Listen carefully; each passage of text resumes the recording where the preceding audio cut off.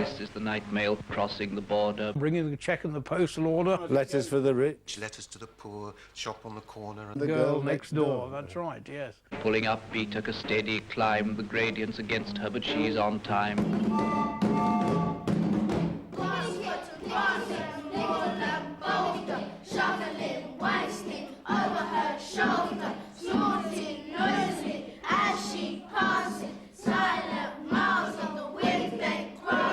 Birds turn their heads as she approaches, stare from the bushes at her blank-faced coaches. Sheepdogs cannot turn her course, they slumber on with paws across. In the farm she passes, no one wakes, but a jug in a bedroom gently shakes.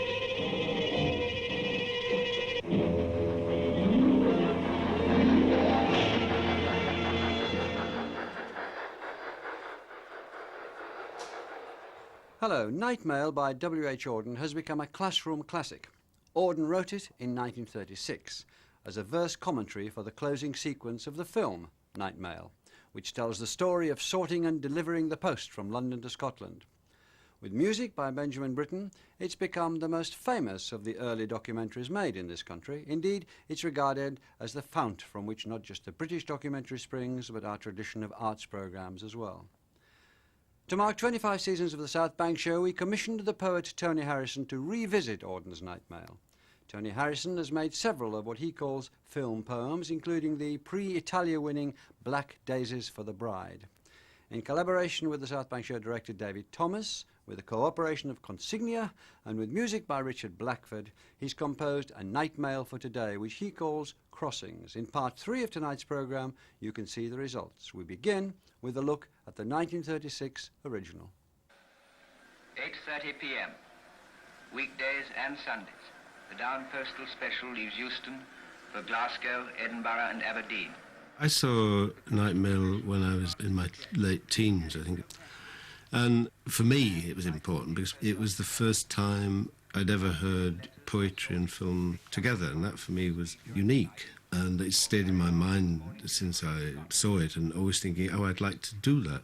Because at the back of my mind, I've always wanted to have a crack at verse and film because they seem to me uniquely related.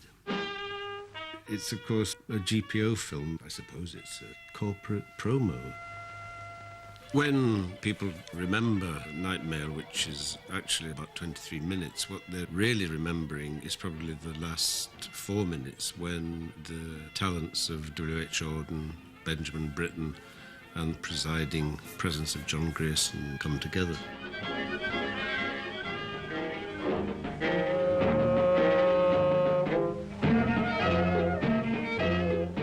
In 1931, the Postmaster General came up with the idea that the Post Office should have a small film unit. The head of that film unit was John Grierson. Grierson, I think, has been accredited, hasn't he, with being responsible for the definition of the word documentary. And I think we have to remember that at that time, in the 20s and 30s, 1 million or so people a week were going to the cinema. That was their entertainment. Certainly there was no television. And they were used to a diet, I suppose, of entertainment, comedy, westerns, adventure films. And Grierson wanted to change that, and he felt that there should be actuality films, real films, featuring real people in real situations, showing, you know, those people at work. And he called that the genuine documentary.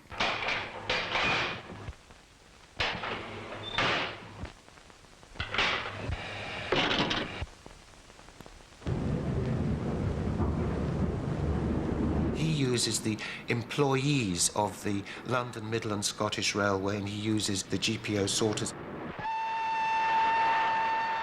Now, to our ears, the dialogue would be perhaps a little bit wooden, and it's a little bit comical. But you imagine, at that time, that was actually quite startling. The Holyhead's running late. Will you hold the postal? Aye, we'll hold her 4 minutes. 4 minutes? Aye. Right. You were getting real people for the first time. Yes? Down platform here. The post office want to hold the postal 4 minutes extra. Can we do it? That'll be all right. 4 minutes. 500 bags must be unloaded, 1,000 loaded, engines changed. What it celebrated, and I think that's the movement that it began, was that kind of heroism of the British working class. Where's that holly head up? So you had all these wonderful people who were tucked away invisibly, literally, at night when we're all tucked into our beds, in their corners and crannies of Britain, working away to bring us all together. So as a celebration, as a kind of hymn to solidarity amongst what was then certainly seen as a good thing to be working class, is the point of that film, and I think it's expressed and caught incredibly well.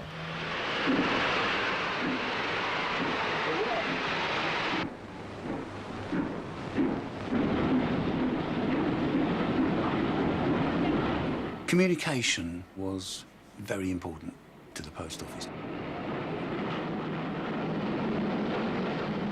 So Night Mail was considered a good programme. It showed the story of the movement of a mega amount of mail from London, from Euston, by train, by the travelling post office, as it later became known, to Edinburgh. And they decided to go out and to tell that story. Now, they spent something like 11 or 12 months shooting that story. Somehow or another, in 1936, someone had the brilliant idea to employ artists and brought into being Grierson's great contribution to documentary in this country, which is to say that documentary is different from mere reportage because it's the creative treatment of actuality. Bill, first division, coming over. Undergoing, Bill. Harry, second division. Another one. First division, coming over. Oh, buddy, what's the game? Turn it up. They did all the interiors of Night Mail in the studio, and they didn't quite know how to give the sense of movement until they hit upon rocking the strings that hang down for the postman to tie the letters. They rocked them before every shot and asked people to sway as they walked. And that's artifice. How are you getting on, lad? Not too bad. I'm a bit nervy, you know. I think I'll get over it. Oh, yes, you'll be all right. With this film, they wanted authentic sound, real sound wherever possible, and there's a particular difficulty of taking clumsy equipment and rather large mics and sound recording equipment on a moving train. They tried putting the microphone on the floor. They even tried dangling it through the toilet, but the roar of the train drowned the clickety-clack of where the rails join. They wanted the clickety-click of the train going over the lines. And there's a very serious sequence where they're trying to tell the story of the line trackside exchange of mail, the bag of mail that's picked up. Try how they could, they apparently just could not record that sound. All right now? No. You want 2 bridges and 45 beats.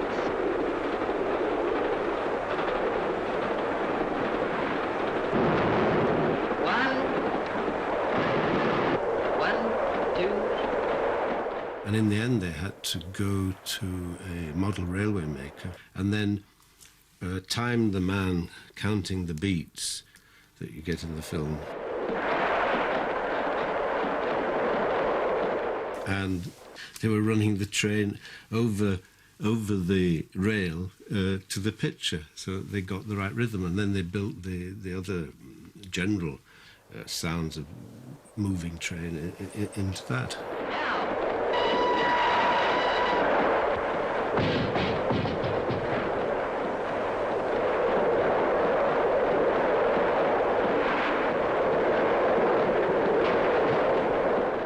I think the thing about Night Mail is that it was a pioneering project. They were really making the rules up as they went along. And so that's part of its strength and part of its weakness as well. Part of its strength is the imagination that I think Britain showed, inventing things that hadn't been tried before, like playing a cymbal and then reversing it so that you've got this strange whooshing effect. Nowadays, virtually every synthesizer box that you can buy in the shop can do that. For example, there it is, a reverse symbol. Extraordinary moment where the effects of the train are kept up and the commentator shouts over it in order to give you the feeling of the noise of the train. I mean, it's something that who would have think even today of doing. North, with 100 tons of new letters to sort. The Postal Special picks up and distributes the mails of industrial England. The mines of Wigan.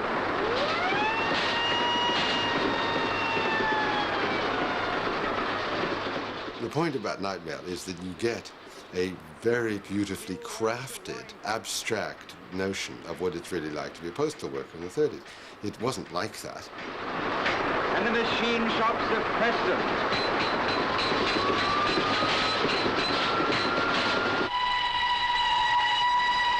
Out of the Depression, you've got this notion that really, if we all pull together, it'll be all right. You already started to get this wartime spirit, and it was a form of propaganda. Let's not kid ourselves.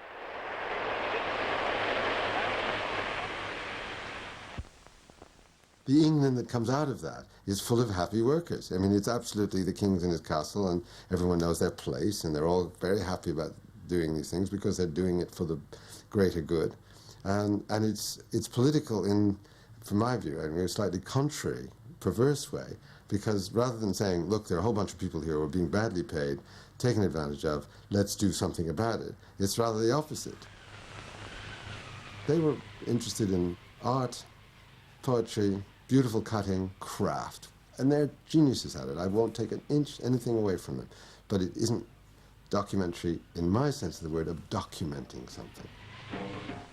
This is the Night Mail crossing the border, bringing the check and the postal order, letters for the rich, letters for the poor, the shop at the corner of the girl next door, pulling up beat took a steady climb, the gradient's against her but she's on time. Almost on completion, when they had the opportunity to look at a rough cut, there was something missing in Grierson's mind about the film Night Mail. And he came to the conclusion that what was missing was in fact the whole reason for making the film. They'd made the film, they'd shown the machinery of getting a mega amount of letters from one place to another. They transported it, but they hadn't shown the reason why. Missing were the people to receive those letters. And it was really towards the end of its production that Auden, W.H. Auden, was commissioned, brought to London from where he was teaching in Worcester, to write the appropriate script. But he wrote that script against the film that had already been shot. Past cotton grass and moorland boulder, shoveling white steam over her shoulder, snorting noisily as she passes, silent miles of wind-bent grasses. Birds turn their heads as she approaches, stare from the bushes at her blank-faced coaches. Sheepdogs cannot turn her course, they slumber on with paws across. In the farm she passes, no one wakes, but a jug in a bedroom gently shakes.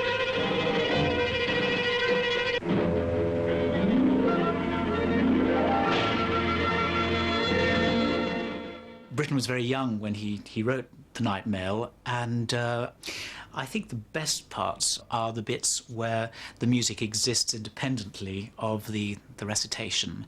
I think that when there's words and music, very often because Britten's writing is quite busy and he's keeping this rum-titty-tum rhythm going the whole time, it gets in the way of the words, and very often you can't hear the words. The quality of the recording isn't very good anyway, and sometimes you're aware of a kind of strange mishmash of music and words and you're not quite sure which is which. Letters of thanks, letters from banks, letters of joy from the girl and the boy, receipted bills and invitations to inspect new stock or visit relations, and applications for situations and timid lovers, declarations and gossip from all the nations, news circumstantial, news financial, letters with holiday snaps to enlarge in, letters with faces scrawled in the margin, letters from uncles, cousins and aunts, letters to Scotland from the south of France. I can only say that that was, for its time, an incredible piece of editing when The wheels are going faster, the words are going faster, the words are imitating the motion of the wheels, and the music is doing the same, underscored by Britain's music, and the whole thing is all of a part, and it's all driving us up towards Scotland. Letters of condolence to Highlands and Lowlands, notes from overseas to Hebrides, written on paper of every hue, the pink, the violet, the white and the blue, the chatty, the catty, the boring, adoring, the cold and official, all the hearts outpouring, clever, stupid, short and long, the typed and the printed, the spelt all wrong. Thousands are still asleep, dreaming of terrifying monsters, or a friendly tea beside the band at Cranston's or Crawford's. Asleep in working Glasgow, asleep in well-set Edinburgh, asleep in granite Aberdeen. And one very definable legacy from a film of this sort are in arts programmes like your own. But shall wake soon and long for letters, and none will hear the postman's knock without a quickening of the heart. For who can bear to feel himself forgotten? Where people have made works where words and music go together. In the works of Ken Russell, for example, you know, so his famous programmes about musicians. And I can't think of anything earlier than this, where words and music came together in such a powerful way and to such a powerful effect.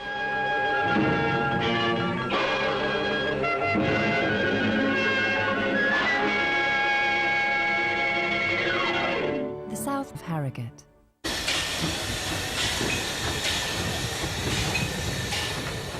The Night Mail belongs absolutely quintessentially to the age of steam trains.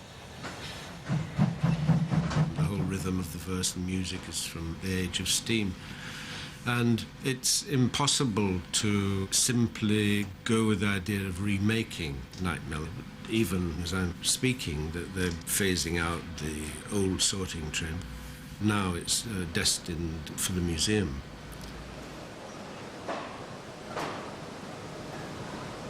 I always call my things film poems, which is an honest description, because I think that they involve giving the documentary style an organisation, a structure that it doesn't have naturally. Even things which are called documentary, like Night Mail, are very contrived. So it's really only one step further. The whole thing from the beginning is conceived as a film. And I will either, in collaboration with another director or myself, go to the places, I will think about the subject, I will think about the visual imagery. Then we'll shoot, but I don't write a poem and then send out a crew to illustrate it. I never have a script. The whole process is organic from the beginning. I actually like this sense of creative serendipity, this ability to find a link between things suddenly. It's a kind of creative chaos. But I'm collecting images that I like. Some things I'll collect which have a track because I know the theme is interesting enough to develop, or a long hold on a face if I want to make an interior monologue, which is very good for poetry. Brian, you worked on these sorting Oh, I did trains. indeed, yes. So how yes. long for? I worked from 1960 until 1990. 30 years. Show me how everybody went about it. Well, I'm collecting a rag bag of things I feel might be useful, guided by the sound, guided by the rhythm, guided by the visual world that we're exploring. And you would sort your letters thus. Let me see if I can. I'm sure you'll be able to. There you go. And you put them under the name on the box. Under the name. Under the name, yes. Under the name. So That's I've right. got Aldborough, Beccles, Brandon, Bungay, Bury St Edmunds, Felixstowe, Howsworth, Diss, Leaston, Lowestoft, Newmarket, Saxmund and Southwold, Stowmarket, Sudbury and Woodbridge, Ipswich and Haverhill. I noticed they've got glass floors. Why is that? The idea of that is that he could be fined. Fined? Fined, oh yes. I think it was something like a shilling if you left a letter behind and 2 and 6pence if you left a registered behind. It's a lot of money then, huh? But all your experience is given you the passion for these things, and you're recreating. Yeah. You're recreating the It's travelling post office and other things. It's an aspect of railways that very few people know about. Professor Jack Simmons once claimed that when the railway of the Virgin I'm often at the point of total despair, and I get into a panic, but that panic sets in motion a kind of need to make links and coincidences. So that now I sort of endured them enough times to feel, well, I'll get through it in the end. There are moments when I'm on the hunt for images that my hair always stands on end. I remember one specific occasion. We were in the big sorting office, and they have something they call, poetically, salmon leaps. And the letters are flying like leaping salmon out of this machine.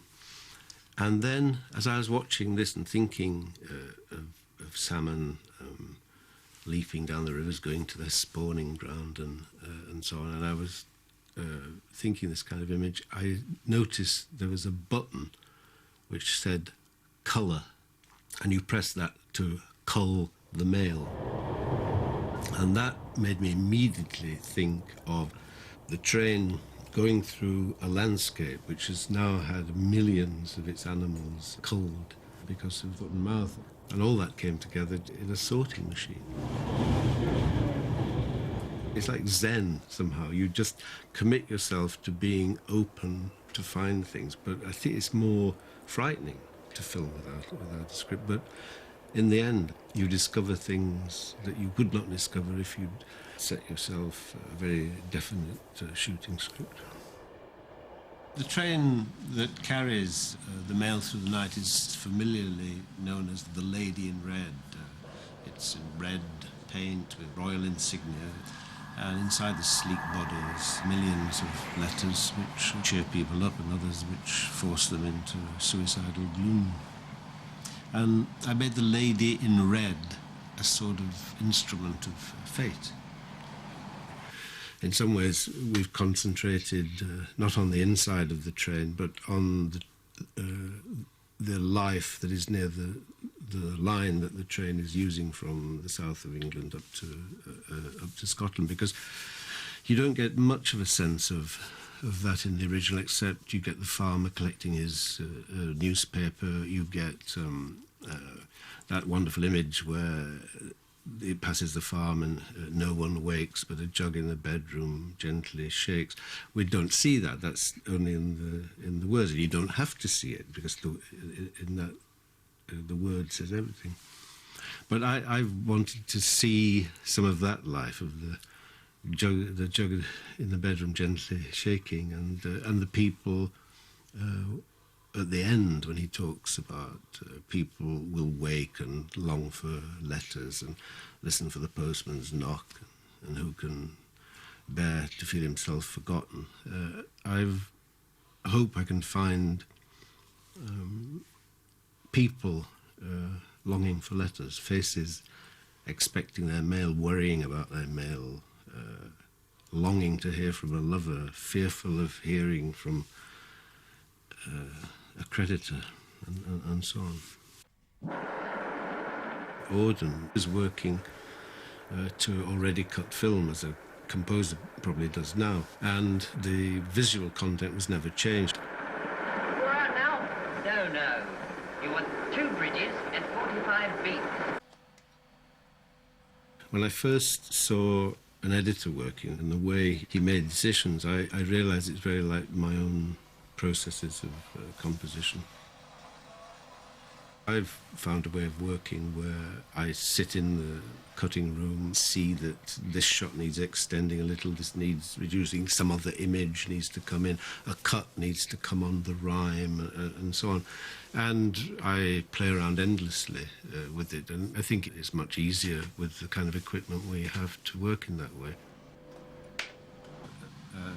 I've been able to record straight into a microphone here, straight into the machine, so that something that would take a matter of hours now takes only a few minutes. So it makes me much I can be testing.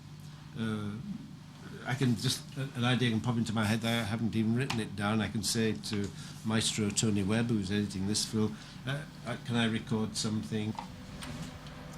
In your own time, Tony? He puts it in record mode. I say the line, this is beginning with the colour. The sorting machine gets fuller and fuller unless it gets clogged and they press the red colour. The lady in red with a bounty of posts bound north through green fields grazed only by ghosts. The modern night mail threads through the map of mining community thrown as cap. Collierist, fuck! We tried against the picture. No, it doesn't work. All right, I'll go where I won't go away. I'll stay here and write, and I don't leave the cutting room. Winding gear felled and workforce forgotten. The only bits now that you'll find on this route are mass graves for cattle that Maff came to shoot. I think one of the things about working with Tony is that these films look effortless, but they're far from effortless. Everything we do is a lie and a cheat. So, for example, I've been taking some samples of natural train noises and making a loop out of them. So, well, this is what it looks like.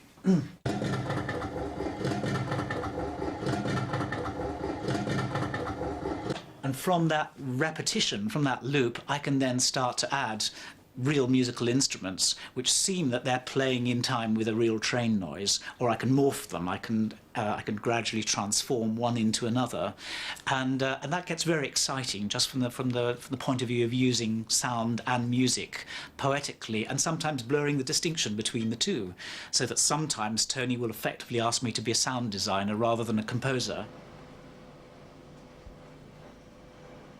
My feeling about the kind of language that you use in, or I've developed for film poetry, is that you're always aware that you have to keep interest. Therefore, you can't bunch your imagery because you have a lot of imagery on the screen. You've got to be fairly clear, accessible, but you have to make your verse work in a different way than it would if it was simply designed for the page, where it does all the work. Here you're writing with film in order to create a film poem. So it's you've got to always leave space for the part of the imagery, the way the imagery on screen develops, just as you have to allow room for music to take words and make them into this third creation, which is neither music nor poetry.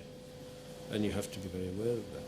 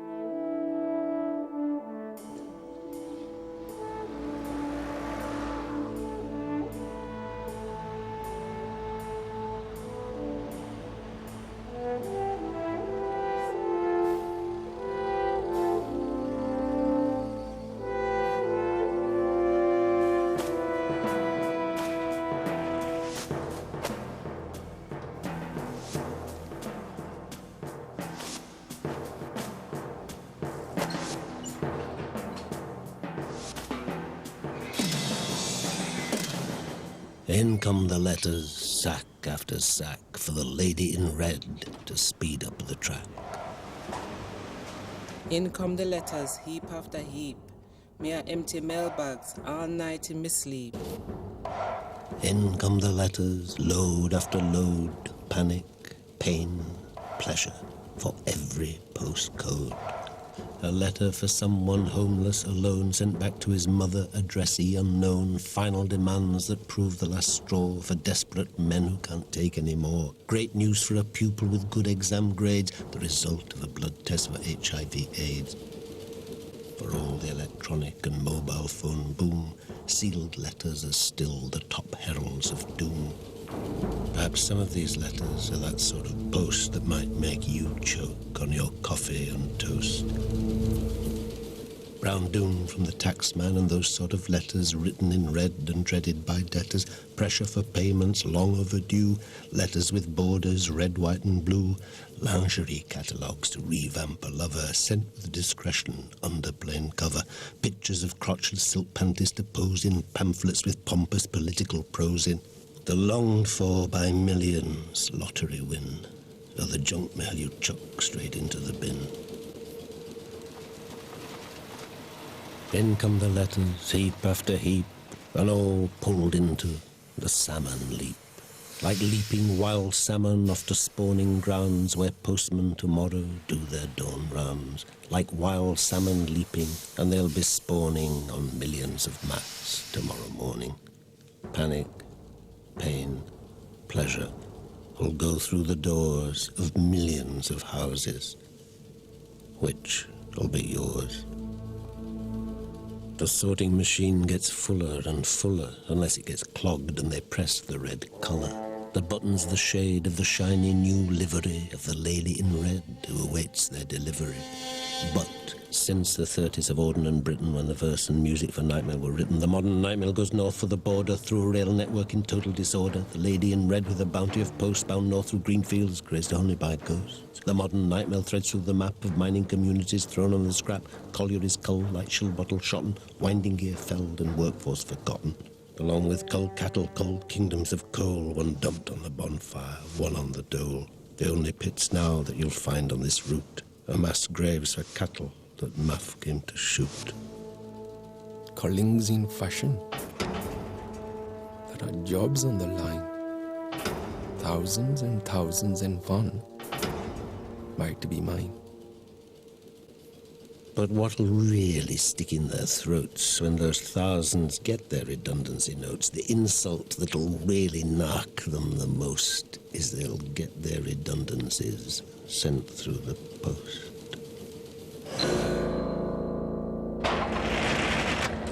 Panic, pain, pleasure will go through the doors of millions of houses, which will be yours.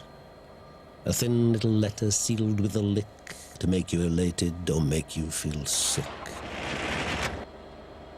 Mail to delight you or letters to dread, all kinds are carried by the lady in red. The lady in red with a quickening heart waits for the race through the long night to start. The lady in red bound north for the borders, a thoroughbred panting under starters' orders.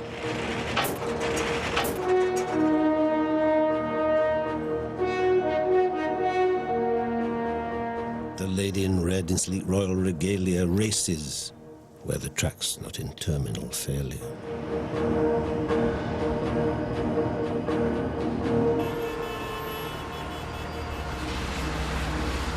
The lady in red, now crossing this bridge, wakes a boy whose abode's a box for a fridge.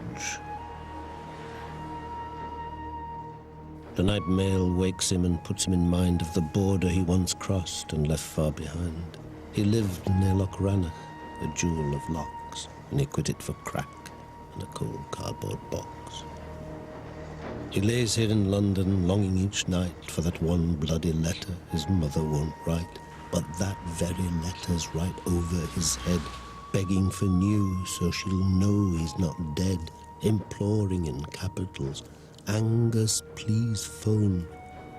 But it's off back to Scotland, addressee unknown. All those millions of letters. Not one mine. Fuck you, Sonic Nightmail! Man, drop us a line.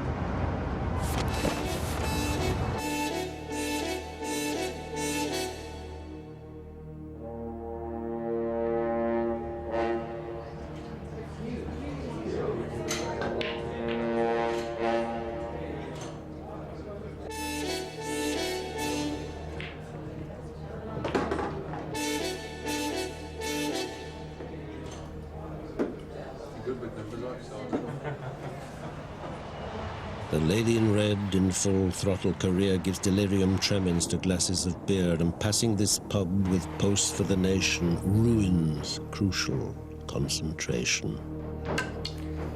Jesus! I always miss Q when that bloody mail train comes thundering through. And he was on top. He was winning the game. Till that bloody mail train pissed up me aim.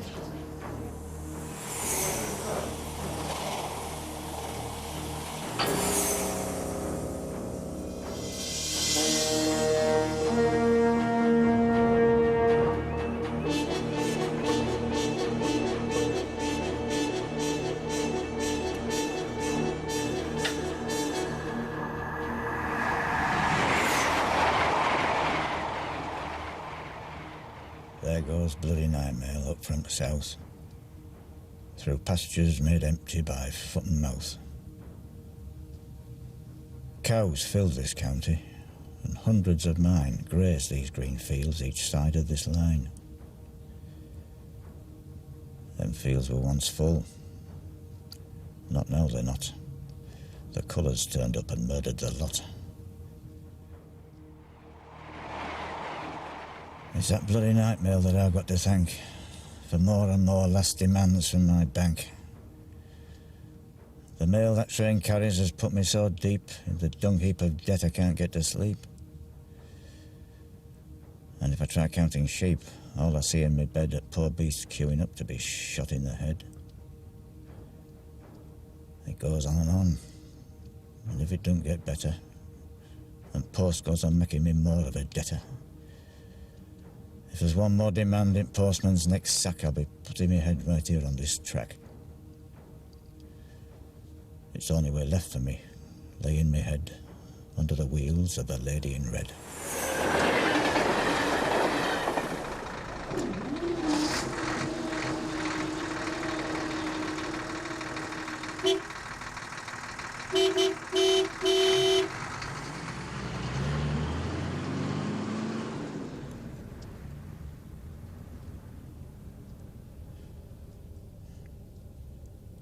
I'll be back late with a skin full of drink, but I'll go to my bed and I won't sleep a wink. I'll lay awake anxious till letterbox flap bangs afore dawn, like the spring of a trap.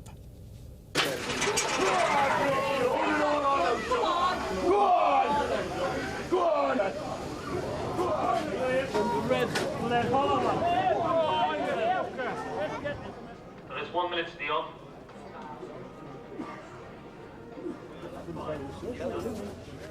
Just before the last race of the night, the lady in red always comes into sight.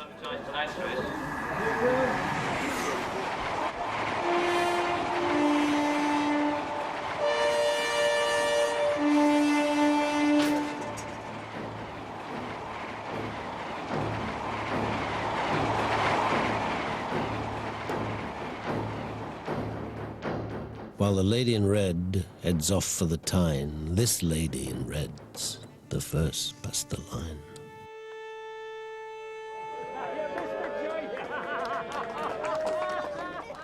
I'll leave here a pauper. I could have left rich if I'd wagered the lot on that red-coated bitch. I blowed all I had from the DHSS, but not on that bitch in her new purple dress. The dog I had quids on and seemed a dead cert was thrown by that Nightmail and lost me shirt. That lady in red, she'll be crossing the Tyne. Pool's winds aboard her, but not one, I bet's mine. The post train goes by with Scotland's next mail as the Geordies are hitting the pub and club trail. Well, the night mail goes rumbling by up above. Us Geordies go clubbing and looking for love. While the mail rumbles over the Tyne Viaduct, we're out on the pull to get ourselves fucked. It's the middle of winter, but we all dress as though it were 80 degrees and not too below. Our fantasies warm us, and this is mine. We're in California, and not on the Tyne. Don't leave me, don't got it. Right, like that. I know. Don't know. Do you want to give me a kiss? You want to give me a kiss? No, bugger off, mate, bugger off. Give me a kiss. No, I don't have a towel. Give me a kiss. Oh, I've got a text from Scotty. Just said it so we can make it. Oh my God. Terrible ringtone, isn't it? Hello. Hello. And that was just the start of the fight. He'll never get into her knickers tonight. And despite the text message and mobile phone, many young Geordies will go home alone. They'll end up puking, then sleeping till late, unless they've got snail mail that wakes them at 8. Or like head-jolting thunder, the letterbox flap bangs with junk mail and that catalogue crap.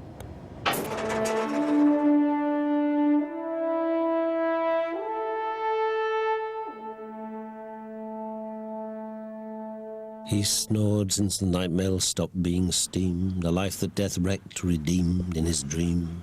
Double bed, pint glass, plenty of room for the teeth of the bride and the teeth of the groom. He dreams of fine bubbles from a full flute of mum, bursting through dentures and prickling his gum. The toast bride and groom on their wedding day, the dark honeymoon bedroom at chill Whitley Bay, the steam train that chuffed them off to the coast with the rhythm they heard in this bed from the post, till steam night mail was scrapped and the line outside went all electric once he'd buried his bride. Still her love letters in slow motion stream through his door in the morning, but only in dream. That sort of ghost post and ethereal mail stopped at life's crossing by the klaxon's shrill wails.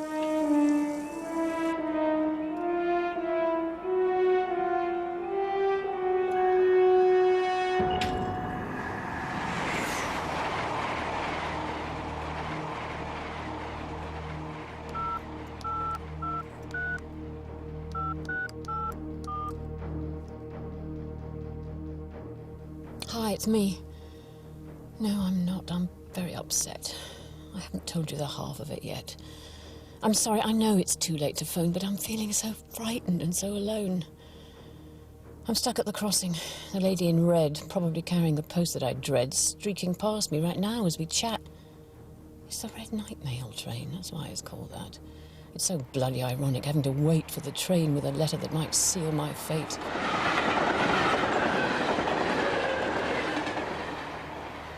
I've just had a blood test for HIV. I think that the buggers passed it to me. Neither did I. I'd no bloody idea when I married the bastard he'd turn out to be queer. I mean, he's from Yorkshire, macho land, tough. It was almost unheard of, a Pontefract puff. He soon showed his colours and was out on the trail of, well, almost anything teenage and male. I tried understanding how he got double-doored and stupidly still gave him full bed and board.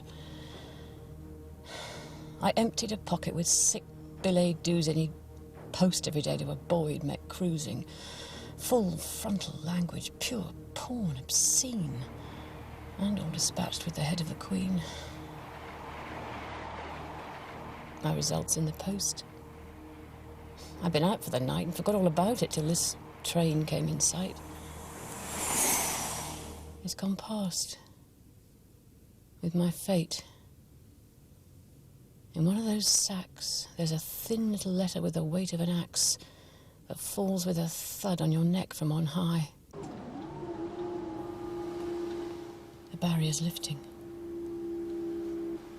I'm petrified. Bye.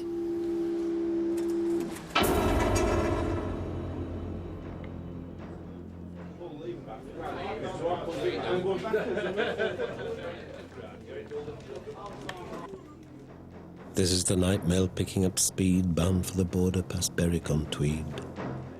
Time for last orders. The regulars know when the night mail above rocks the bell here below. The noise of the night mail crossing the border is the cue for the landlord to call for Last orders. Last orders.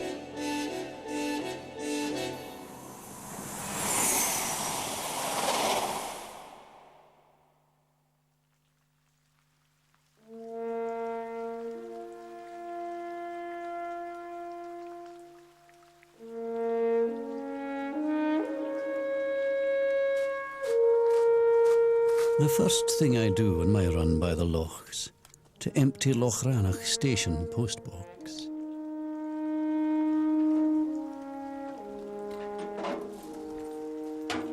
Then I sit in the bus and wait for the train.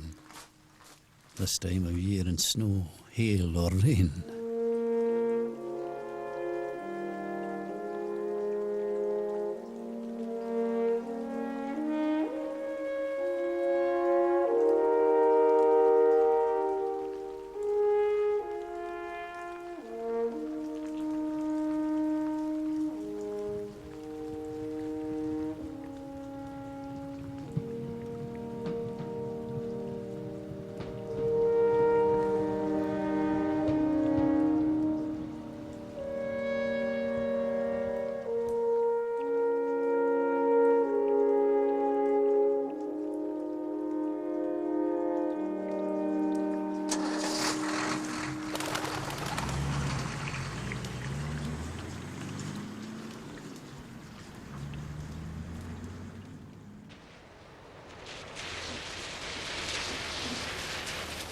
Though this landscape's been called the treacherous mires, boulder-strewn bogland with telegraph wires, and though it goes months and never sees sun, in spite of it all, it's a soul-stirring run. I pick up post and deliver, passengers too, but not till the spring sun starts showing through. In winter, the bus goes past shut B&Bs and holiday cottages closed for the season. The mail I drop there'll probably stay and get damp on the mat till April or May. It's fine with just sheep.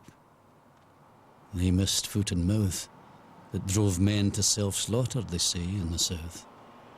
I quite like the place empty. Sunshine or no, the soul's stirred by the snow-capped pap of Glencoe. The young kids now, though, they don't want to stay. Young Angus, Mrs. Muir's son, he ran away.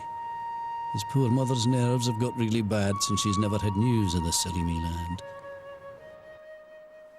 She still writes to the hostel, poor worried hen, and I've had to deliver them all back again.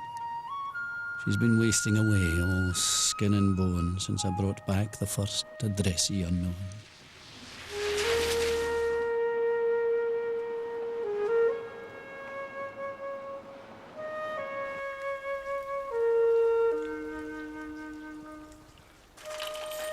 This is her box. Every day there's another cry from the heart from a desperate mother. Often I hear between the door and the gate her cry as each letter seems to seal her son's fate.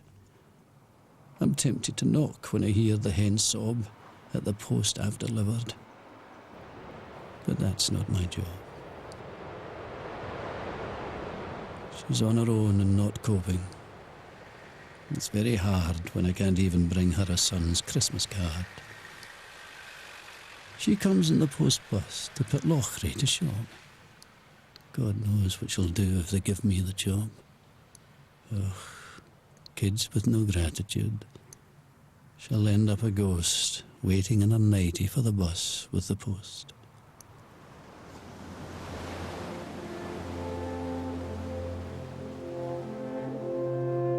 Who'd run off to London when he is this? Peaty Burns, bogs, boulders, to me it's pure bliss. Down in London they never see in the dawn the wild salmon leaping upriver to spawn. I do, and it makes my Highland flesh creep. They call a sorting machine a salmon leap.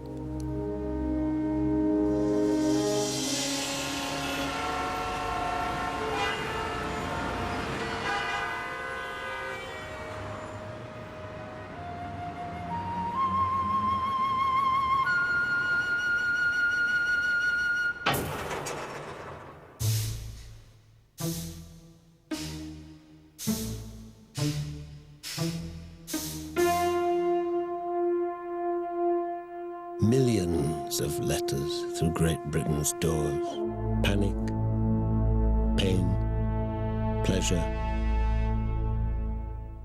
Which shall be yours?